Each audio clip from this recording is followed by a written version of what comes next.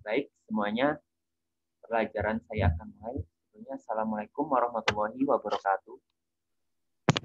Waalaikumsalam warahmatullahi wabarakatuh. Baik, bagaimana kabarnya murid-murid yang saya cintai? Sehat, Pak. Oke. Baik, untuk memulai pelajaran kali ini, marilah kita berdoa menurut keyakinan masing-masing. Untuk berdoa, silahkan ketua kelas memimpin. Baik, sebelum memulai pembelajaran pada hari ini, alangkah baiknya kita berdoa terlebih dahulu. Berdoa dimulai.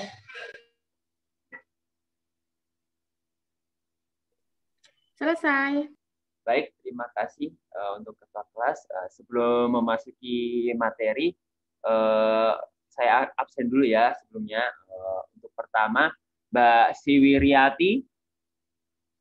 Hadir, Pak. Yang kedua, Mas Enji Pratama. Hadir, Pak. Mas Liandeo. Oh, mungkin terkendala sinyal ya. Mbak Ervina. Oh, sayang sekali Mbak Ervina ternyata ke-logout ya ini ternyata ya. Baik, mungkin langsung saja ke masuki materi. Nah, sebelum itu kan saya sudah menjelaskan kemarin mengenai materi yang saya akan ajarkan pada kali ini, yaitu mengenai puisi ya. Anak-anak tahu nggak apa itu puisi?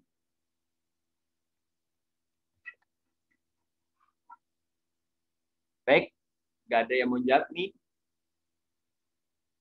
Belum tahu, Pak. Oh, baik. Terima kasih Mbak Siwi. Mungkin saya akan share screen dulu ya.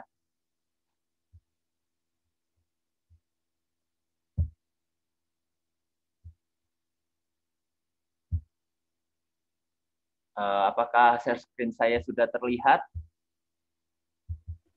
Sudah, Pak. Baik. Pada pembelajaran kali ini kita akan mempelajari mengenai puisi. Apa sih puisi itu? Nah, puisi adalah merupakan ragam sastra yang bahasanya terikat oleh irama, mantra, rima, serta penyusunan lare dan bait.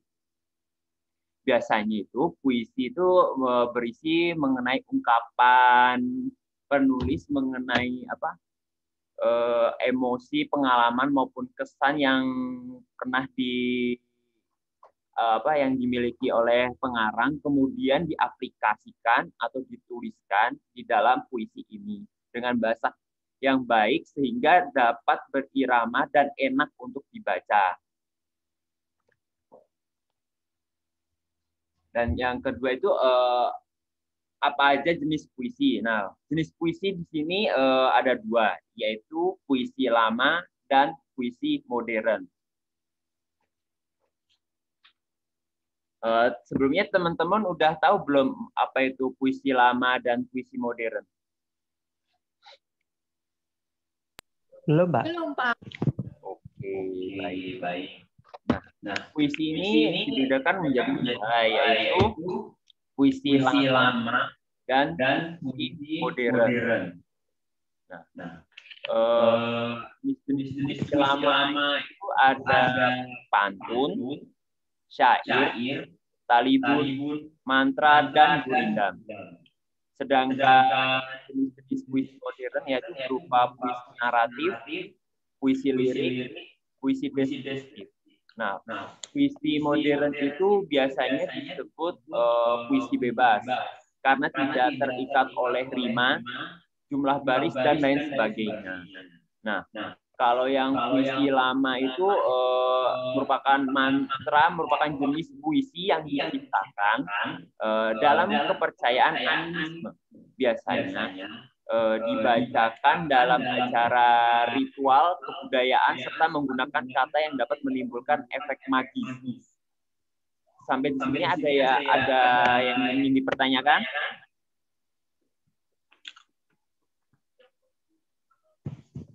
Oke. Belum, Pak. Siap.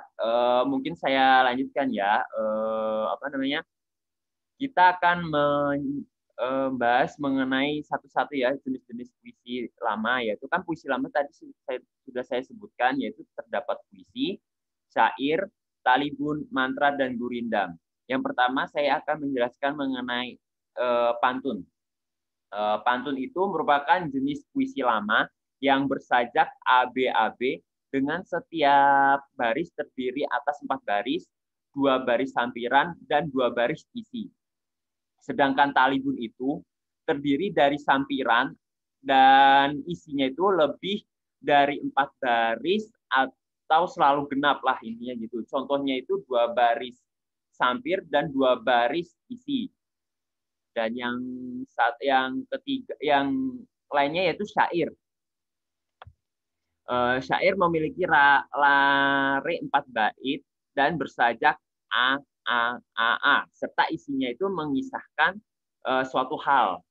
Dan gurindam itu merupakan jenis puisi lama yang terdiri dari 2 baris berirama sama dan isinya itu baris pertama adalah sebab sedangkan baris keduanya itu akibat. Sampai di sini ada yang ingin ditanyakan?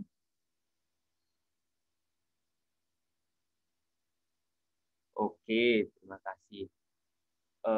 Nah, selanjutnya kita akan membahas yaitu puisi modern. Puisi modern itu terdiri dari puisi naratif yang merupakan puisi yang digunakan untuk menyampaikan suatu cerita. Nah, dibedakan menjadi 3, yaitu epik, romansa, dan balada. Nah, jenis kedua puisi modern adalah yaitu puisi lirik. Yang digunakannya itu biasanya untuk mengungkapkan gagasan penyair. Nah, jenis terakhir puisi modern adalah puisi deskriptif, yaitu puisi yang mengemukakan pendapat serta kesan penyair. Jadi, puisi itu kan ya ada 2 jenis dan memiliki jenis-jenis yang berbeda dan maksud yang berbeda juga. Jadi kita jadi bisa membedakan puisi lama itu jenisnya ini dan puisi modern ya jenisnya ini. Sampai di sini ada yang ingin ditanyakan mengenai jenis-jenis puisi tersebut? Oke. Nah, dan di puisi itu terdapat struktur fisik. Nah, struktur fisik adalah media untuk mengungkapkan makna yang hendak disampaikan oleh penyair itu sendiri. Dan struktur fisik itu terdiri dari ada yang pertama yaitu diksi, pencitraan, majas, rima, ritma, dan tipograf. Nah, dari teman-teman apakah sudah mengetahui mengenai pengertian struktur fisik ini? Apakah ada yang tahu? Saya belum, Pak. Baik, saya akan jelaskan satu-satu ya. Diksi, yang pertama adalah diksi. Diksi adalah pilihan kata yang digunakan agar memiliki kesan indah dan dapat menyampaikan maksud penyair. Nah, jadi kalau dalam puisi kan tentu para penyair kan membuat puisi itu kan terdapat kata-kata yang indah dan dapat menyampaikan maksud penyair dan tujuannya itu agar pesan yang disampaikan oleh penyair itu dapat didengar oleh pendengar itu jadi enak gitu loh. Jadi pendengarnya itu merasa terbawa gitu loh, terbawa suasana atau terbawa intinya ya terbawa itulah agar bisa menikmati puisi tersebut dan puisi apa yang dimaksud dari isi puisi itu dapat tersampaikan oleh pendengar. Dan yang kedua itu pencitraan. Pencitraan adalah susunan kata yang dapat menimbulkan khayalan atau imajinasi. Hal ini membuat pembaca seolah-olah merasa mendengar dan melihat sesuatu yang diungkapkan oleh penyair. Nah, jadi pencitraan ini dapat menimbulkan khayalan. Jadi dalam puisi itu pendengar seandainya membaca puisi karya penyair tersebut, jadi pendengar itu bisa berhayal atau merasakan apa yang dirasakan oleh penyair tersebut. Jadi apa namanya, pendengar itu bisa itu apa namanya, merasakan, menghayal, dan itu bisa membayangkan apa yang dirasakan oleh penyair itu. Dan yang ketiga yaitu majas. Majas adalah bahasa yang digunakan penyair untuk mengatakan sesuatu dengan cara membandingkan dengan benda atau hal yang lain. Dan majas atau bahasa figuratif menyebabkan puisi menjadi prismatik dan atau memiliki banyak makna. Nah, dan majas itu kan biasanya kan ada majas hiperbola, majas, ya teman-teman tahu sendiri kan majas, jenis majas, karena kan sudah dipelajari di materi sebelumnya. Dan itu puisi menjadi prismatik dan memiliki banyak makna. Nah, jadi puisi itu memiliki banyak makna dan para pendengarnya itu bisa dapat menikmati puisi tersebut. Dan yang keempat adalah rima. Rima adalah persamaan atau pengulangan bunyi.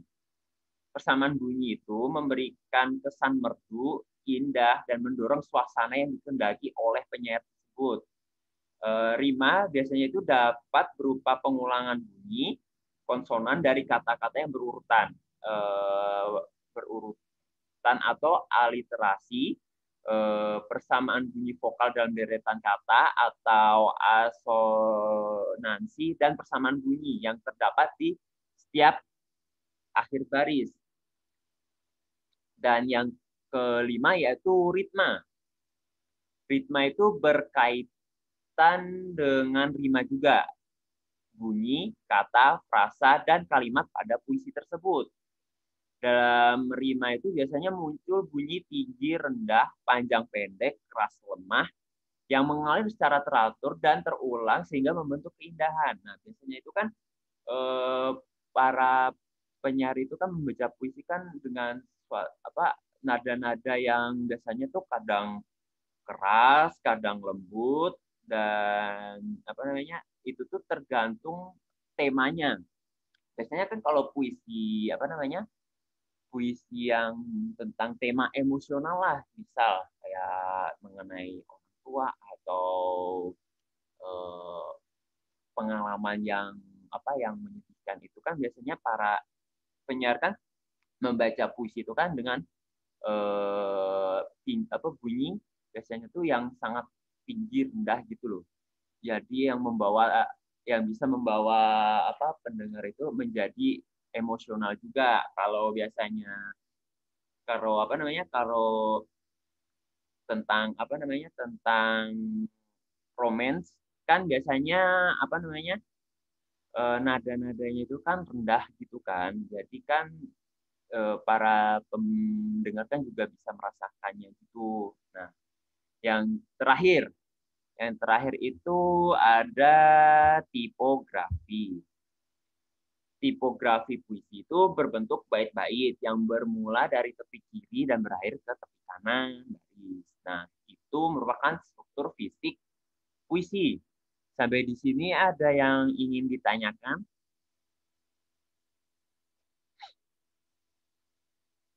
Baik, kita lanjut ke slide selanjutnya, yaitu mengenai struktur batin.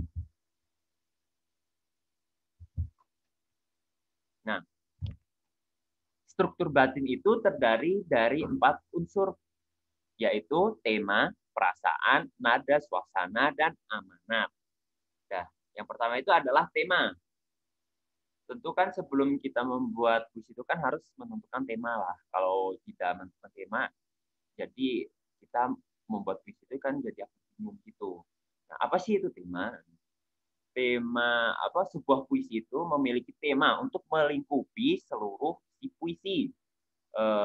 Tema merupakan pokok atau subjek-subjek yang dikemukakan oleh penyair. Ungkapan tersebut menjelaskan bahwa tema merupakan sebuah atmosfer dari sebuah puisi. Oleh sebab itu, untuk menafsirkan tema dalam sebuah puisi haruslah ditafsirkan secara utuh. Nah, kan sebelumnya saya juga udah bilang kalau puisi itu tanpa membuat tema itu kan, puisi tanpa tema kan bagaikan sayur tanpa garam gitu. Jadi kan ada yang kurang gitu loh.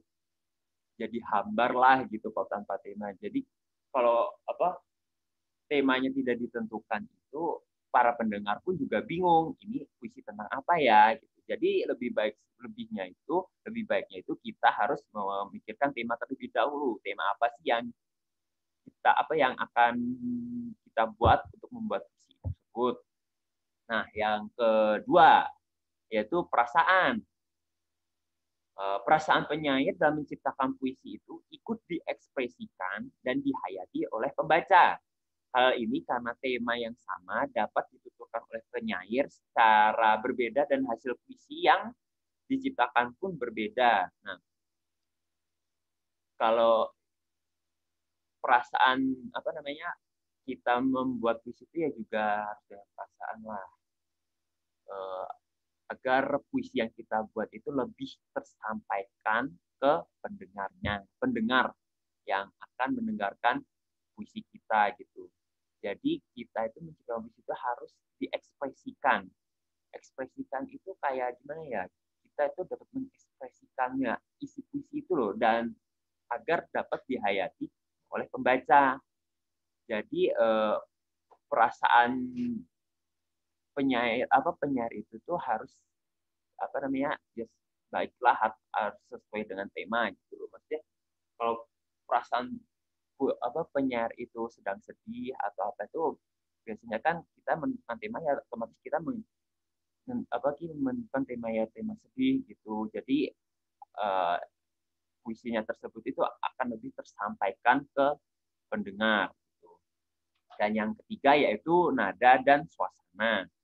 Nada dalam puisi itu disesuaikan dengan isi yang hendak disampaikan. Baik itu berupa nasihat, kritik, sindiran, ungkapan perasaan, atau hanya berupa cerita. Seringkali itu puisi bernada santai seperti dalam puisi beleng. Kemudian suasana adalah keadaan jiwa pembaca setelah membaca puisi tersebut atau psikologisnya yang ditimbulkan terhadap pembaca. Nada dan suasana itu saling berhubungan. Karena nada puisi itu menimbulkan suasana terhadap pembacanya. Misalnya itu ada nada duka dapat menimbulkan suasana iba bagi pembaca gitu. Jadi ya ini nada dan suasana itu saling berhubungan karena ya menimbulkan tadi yang saya bilang menimbulkan suasana terhadap pembacanya. Seperti kalau kita puisi kemerdekaan gitu. Kita kan otomatis nadanya itu kan kayak nada semangat gitu. Dan puisi itu membuat suasana pendengarnya itu juga ikut semangat gitu.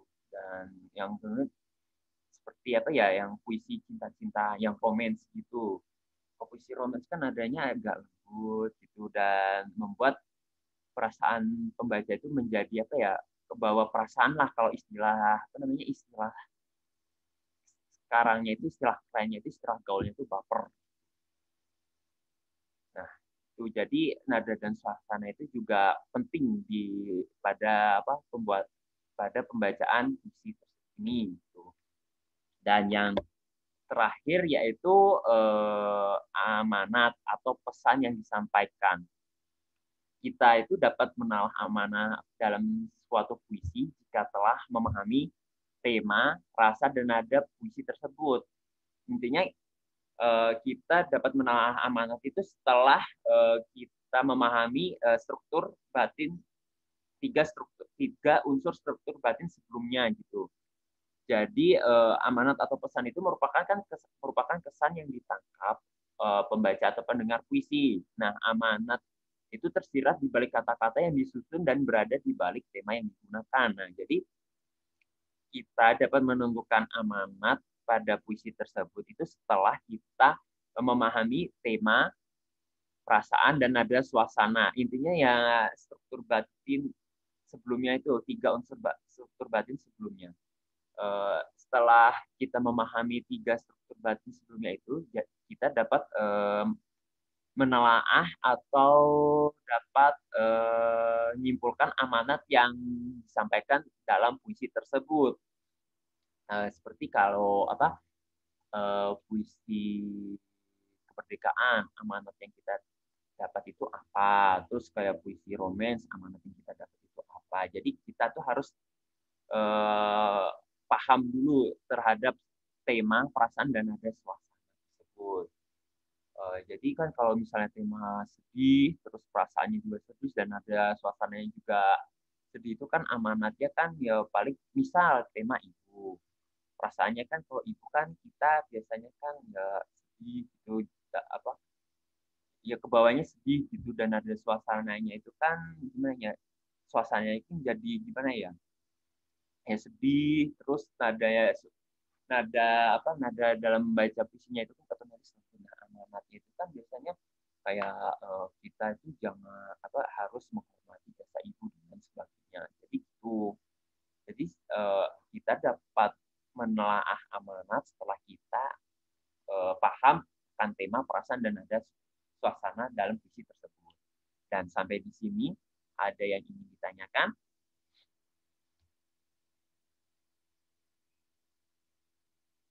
Baik. Slide selanjutnya yaitu mengenai cara membuat puisi. Teman-teman sebelumnya pernah membuat puisi belum? Pernah. Oh, pernah. Tapi tahu nggak cara membuat puisi yang benar itu seperti apa? Udah tahu belum? Kalau yang benar belum tahu. Oke. Berarti kalau membuat puisi itu dulu itu iseng atau pas pelajaran? Pas dikasih tugas oleh guru gitu? Pas dikasih tugas gitu Pak, jadi ya kayak di pemikiran kita apa tinggal tulis gitu aja. Oh, berarti dulu di SD itu juga pernah ya membuat puisi gitu ya? Iya Pak. Oh, oke, baik. Dan dari sini tuh saya akan menjelaskan cara membuat puisi yang benar. Yang pertama itu tentukan tema dan judul. Pertama, pilihlah satu tema yang kita inginkan sebagai acuan untuk membuat puisi, agar puisi kita lebih menarik pendengar gitu. Dan tema puisi itu kan ada banyak sekali. Jadi sebisa mungkin itu pilihlah tema yang benar-benar menarik.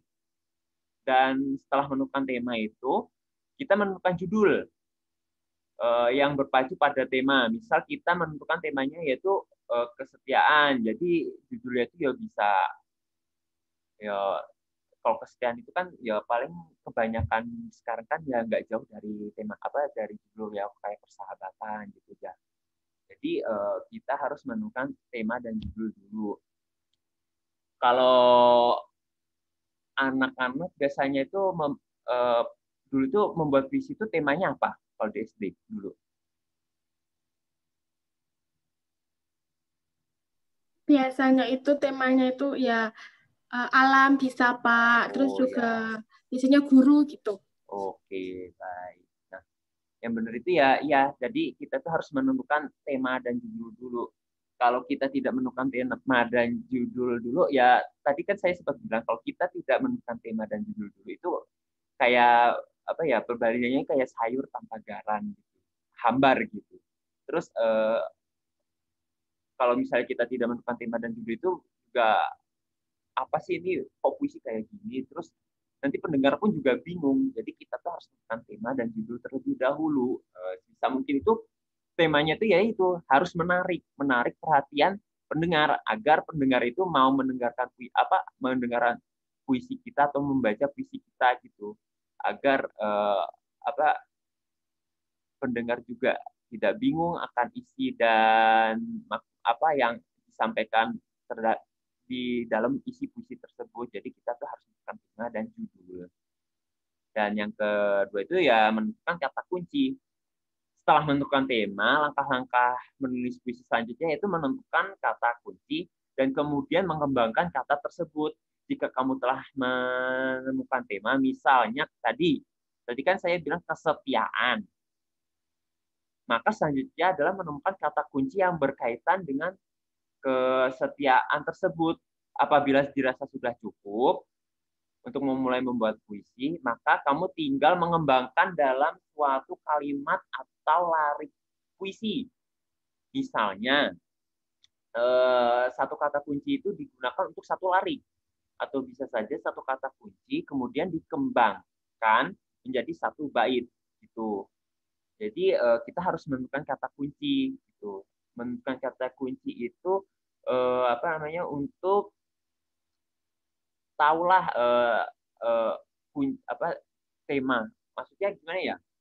Menentukan kata kunci untuk dalam puisi itu untuk membuat puisi itu, isi puisi itu lebih jelas gitu loh, intinya itu apa gitu loh. Dan kata kunci itu biasanya dikembangkan agar kita bisa membuat puisi dia itu lancar gitu loh. Jadi kita tidak bingung gitu. Jadi kita tuh harus menemukan satu kata kunci untuk membuat puisi agar kita tidak bingung untuk membuat puisi selanjutnya gitu. Baik larik-larik atau bait-bait selanjutnya gitu. Dan yang ketiga yaitu menggunakan gaya bahasa. Langkah menulis puisi selanjutnya itu menentukan gaya bahasa dengan menggunakan gaya bahasa. Dan salah satunya adalah dengan majas, misal majas perbandingan atau metafora. Jadi kita itu harus bisa memilih gaya bahasa itu juga menggunakan gaya bahasa itu juga harus benar dan memilihnya itu juga harus benar. Jadi agar puisi kita itu terlihat menarik dan dapat menarik para pendengar. Menggunakan gaya bahasa ini kan juga mempengaruhi isi puisi kita, keindahan puisi kita. Jadi kita harus bisa menggunakan gaya bahasa yang baik dan benar serta tepat.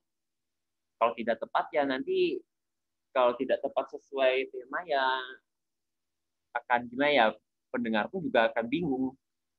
Kok ini puisi tema ini bahasanya kok seperti ini gitu. Jadi kita harus memilih menggunakan gaya bahasa yang tepat. Yang terakhir yaitu menggunakan kembangkan puisi seindah mungkin. Selanjutnya adalah mengembangkan semua langkah yang tadi sebelumnya kita bahas, terus kita kembangkan menjadi puisi seindah yang mungkin. Nah, susun kata-kata larik-larik puisi menjadi bait-bait. Kembangkanlah menjadi satu puisi yang utuh dan bermakna. Kalian harus ingat bahwa puisi bukanlah sebuah artikel. Tulisan yang kamu buat untuk puisi itu harus ringkas, padat, dan sekaligus indah. Pilihlah kata yang sesuai yang mewakili unsur keindahan sekaligus makna yang padat. Nah, setelah kalian sudah membuat atau sudah menentukan tema, menentukan kata kunci dan menentukan gaya bahasa, kalian kembangkan puisi tersebut menjadi puisi yang satu karya puisi yang sangat indah. Ini merupakan tahapan terakhir yang harus kalian buat gitu. Pemilihan kata di sini itu juga sangat penting. Karena apa? Karena kata-kata itu juga mewakili para kita sebagai pembuat puisi agar puisi kita itu lebih sampai ke pendengar gitu. Jadi kalau pemilihan kata sudah tidak tepat, pemilihan atau penggunaan gaya bahasa yang tadi saya sudah jelaskan itu masih tidak tepat, maka puisinya itu ya juga kurang menarik untuk didengar oleh pendengar gitu. Jadi kita harus membuat puisi itu semenarik mungkin agar para pendengar pun juga senang gitu loh akan hasil puisi yang kita buat. Jadi teman-teman itu merupakan pembahasan puisi-puisi. Mungkin ada yang ingin ditanyakan?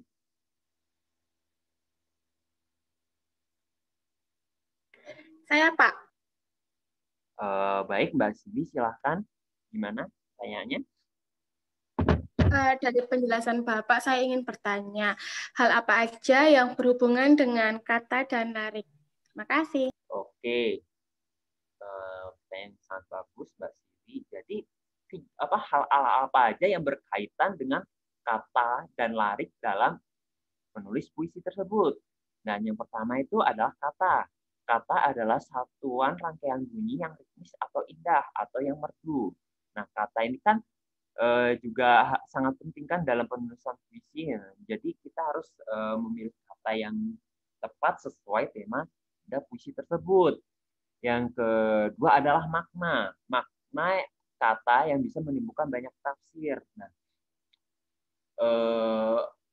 makna kata itu seperti kayak kata ini maknanya apa sih maknanya apa sih di dalam puisi tersebut. Nah, jadi kalau pemilihan kata pada puisi itu harus tepat agar maknanya itu jelas gitu loh.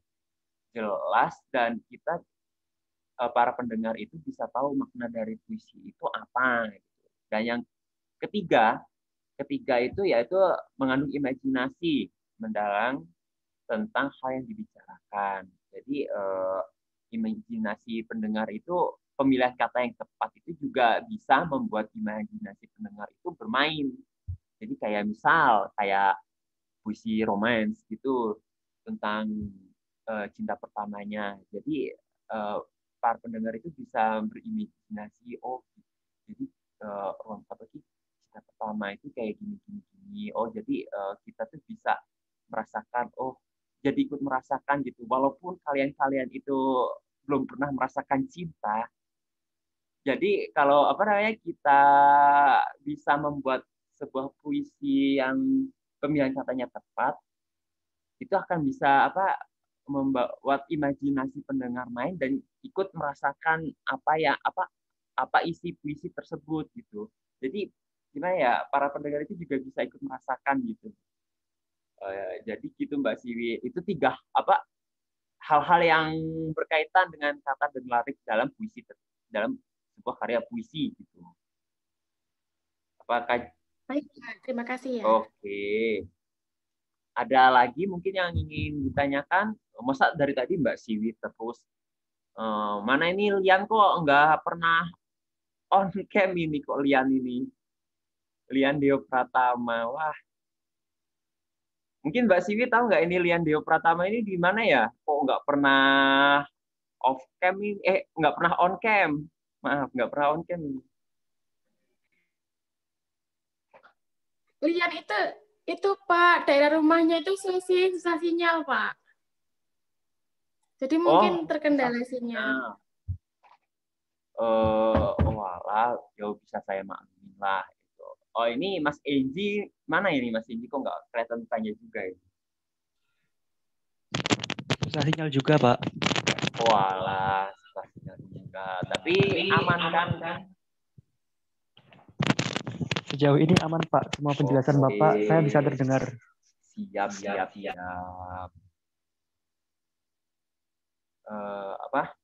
Mungkin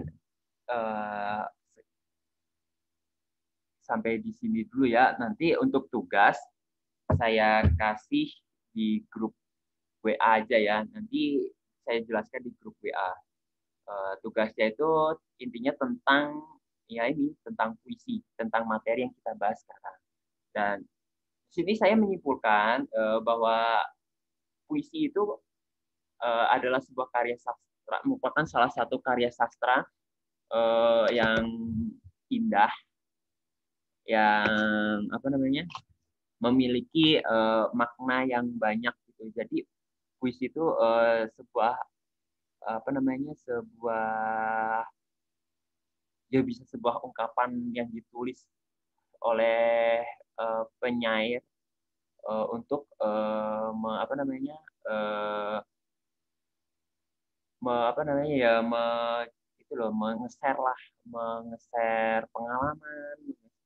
mengeser pengalaman yang dirasakan oleh pendengar buat puisi tersebut, sebuah ungkapan untuk mengeser sebuah ungkapan penulis tersebut gitu.